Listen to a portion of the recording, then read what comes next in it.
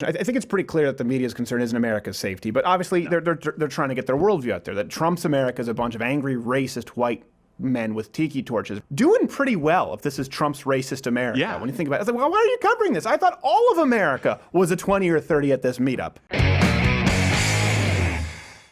Question of the day, why do you think the media is so dead set on vilifying straight white males and downplaying the real dangers of ugly ideologies? Now, we can document, and we will in this segment, that it's happening. We can posit theories, but why do you think it's the case? Comment below. I want to hear from you. Of course, this ties into the Unite the Right rally, even though I don't think any of us got the memo. Poorly more of a meetup. organized. Yeah, it's more of a really poorly organized meetup. So about 20 or 30 white supremacists who met up, marched this weekend, along with hundreds of cops, hundreds of members of the media, and thousands of ANTIFA members, of course, who were threatening to beat up said cops and the media.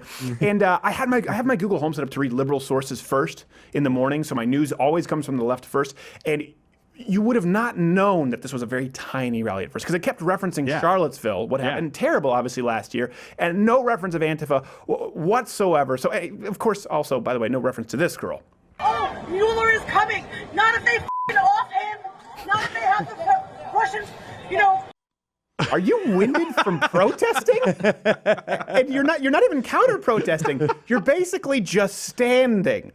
Yeah. And it continues. If this motherfucker declares martial law like he wants, there is no voting in November. There is no motherfucking election. I love how she just adds mother effing. She's like, that's going to make sure they know that I'm impassioned. Yeah, that's the serious. She also sounds Canadian, by the way. To be fair, she did think that she was talking to Rocky in movie 3. There is no tomorrow.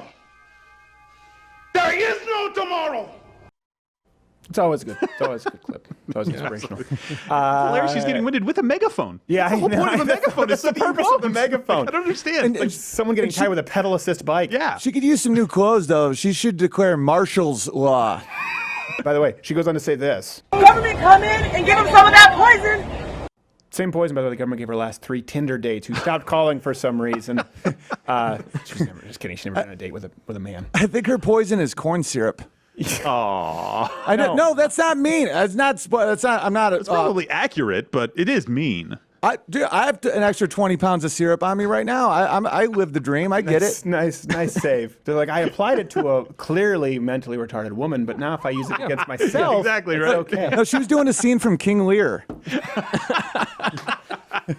She was Awesome.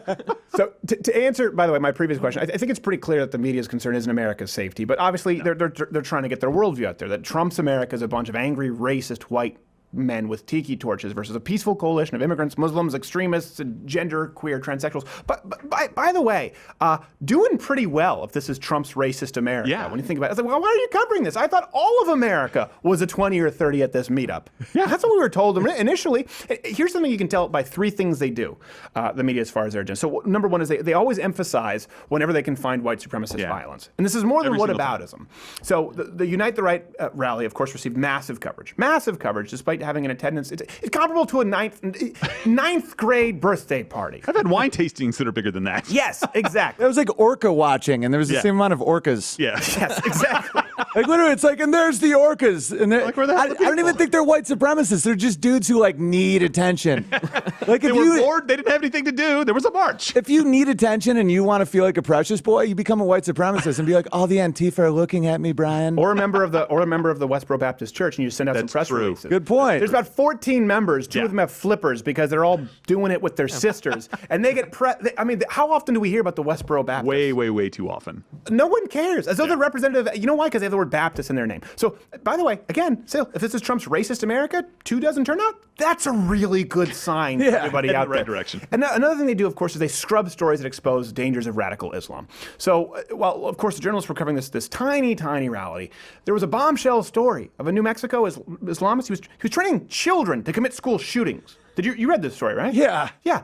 Yeah, it's incredible. And nobody, I saw it on Twitter and almost nowhere else. And it wouldn't say Muslim. It was like, Harak Nabi Mohammed Dubois was just a random guy.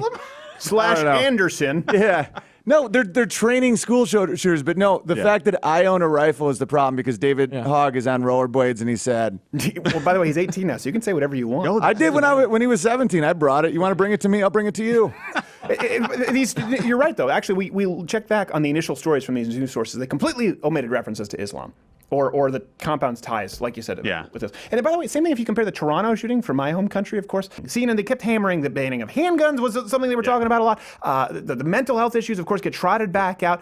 Didn't know that he was a Muslim shooter who visited ISIS websites prior to the attack. And ISIS, by the way, claimed responsibility for the shooting. That should have been a tip-off. It was not the white men. It was not the white men. It was us. We real bad. Hashtag bad dudes. Can you go on, get out of the way for a second? I think there are 30 people at a march on Washington getting yelled at. We got some real news to publish. Through a megaphone. It was just female lesbian train spotting, just screaming and panting. What's happening? Oh, there you go. Look at Hopper. That would be the most popular portion of today's program. Yep. Still responsible for 92% of all terror-related deaths, by the way. Islam, in case you're wondering, this comes from Cato. Compare that, by the way, to the deaths at the hands of white supremacists. It's not even close. No.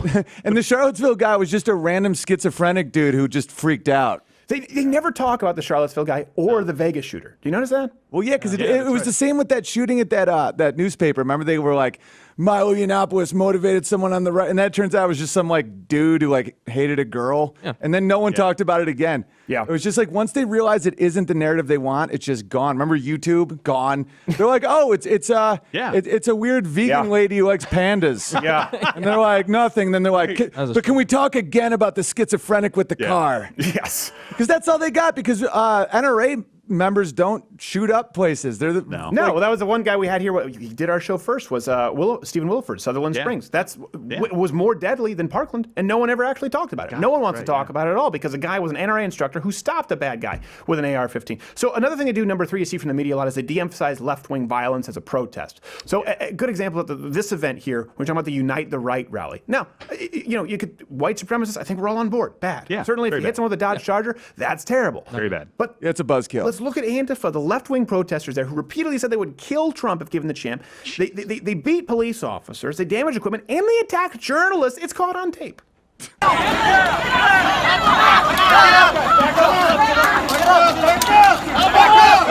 Now, here's the worst part about this is how does CNN frame the Antifa story? Look at this clip from the CNN anchor. Right now, voices spouting hate and racism are mixing with voices spouting justice and equality. And so far, thankfully, it is just words that are clashing.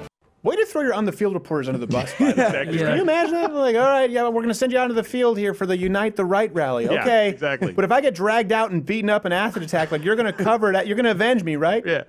We'll see. They're like, we'll trade it. We'll change your name to Hitler. It'll yeah, exactly. We'll change your name to Hitler. Yeah. We'll be fine. The network will be covered. What about me? I think we're missing each other here. They're fighting. They're fighting evil. Now, here's what it's not just the whataboutism, and we always get frustrated with this when they do it with Hillary Clinton. And let me kind of paint the big picture here for you. What really scares me, these people, CNN, these same people who are doing the same kind of coverage on a regular basis, they're in charge of determining what is fake news or real news. These completely biased media titans are the ones partnering with social media giants to promote real news and silence alternative media. That's what's so scary to me.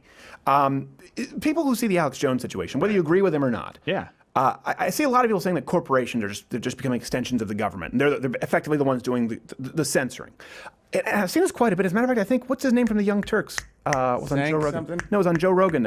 He's left, I think. Is it Jimmy Dore? Jimmy Dore. Yeah. Like the decent one. Yeah. Jimmy Dore, yeah. Jimmy Dore. He was talking about how they're kind of this extension, the corporations of the government. And okay, hold on a second. Think about this. If that's true, Donald Trump was an Alex Jones fan. Silicon Valley, he ain't going to mean all that much to them, right? No love lost for Donald Trump. So if you believe that corporations are an extension of government, and again, these people, there could not have been a deplatforming. Wherever you line up of Alex Jones, of iTunes, Spotify, YouTube, Facebook, Twitter, right? All at once without some kind of collusion. And that's the thing. There's this little kernel where people talk about Illuminati meetings, these crazy conspiracies, and everyone goes, oh, those people are crazy. But then when you see that, hold on, this guy was removed from every single major platform within 12 hours of each other, all of them, of course there has to be collusion, and now there's justification for the paranoia, and you make conspiracy theorists more popular than ever. Same thing happened to me when I was banned for life off Twitter. I got banned that same day off YouTube, and I realized why it is too, and why they do it to Jones, because a lot of times they don't link what they're saying. They just say something. They're like, he's full of hate and bigotry, and he attacked a unicorn, but they don't show you because, and then they want to take away your video so that you can't defend yourself. Well, that being said, in Alex Jones' case, he did say a lot of the stuff. Oh yeah, I'm talking about myself. Yeah, but this happened too. Same thing with Crowder Confronted. Fronts video in Austin. They did a whole play-by-play of the video, but they never actually show you the video. And that's a sign that I think everyone should be looking for, whether you're right or left, is transparency. If you consistently tune into a media outlet who says for someone else what they can say for themselves,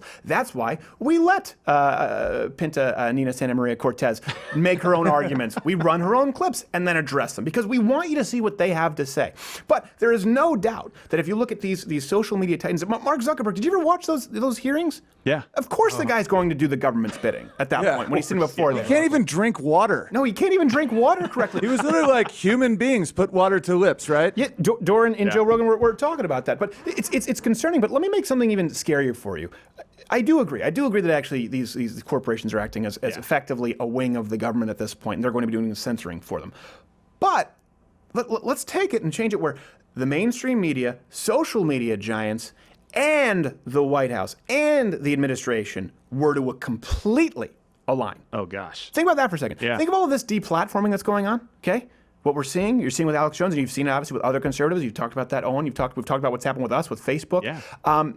How scary would a world be if this were happening right now under a Hillary Clinton administration? The point is, they're going out doing the government's bidding. Does anyone believe that Facebook, Twitter, YouTube is doing Donald Trump's bidding? Not exactly, but when you look at people who are working at these giant social media companies, or you talk about Netflix as well, people who were actually in the Obama administration, or people who were actually advisors to the Clintons, now take the Clintons or take the Obamas and put them in the White House. Make them in charge. Hey there, YouTube viewer. If you like this video, you first off should probably seek counseling, but you should subscribe or hit the notification bell or watch one of these videos that's playing. The truth is, I don't know what any of that means anymore. If you try and subscribe or hit the notification bell, you won't be notified. And if you try and click one of these videos, it's just going to take you to BuzzFeed Boldly Fat Broads as they get carried out of their houses where they had to break down the north wall and they get carried out in a land whale tarp. I don't know what's happening on YouTube. I know what's happening with Mug Club, louderwithcrowder.com/Mug Club. You get to watch the daily show 1 hour every single day, not just clips, along with like 15 other shows for $69 annually if you're a student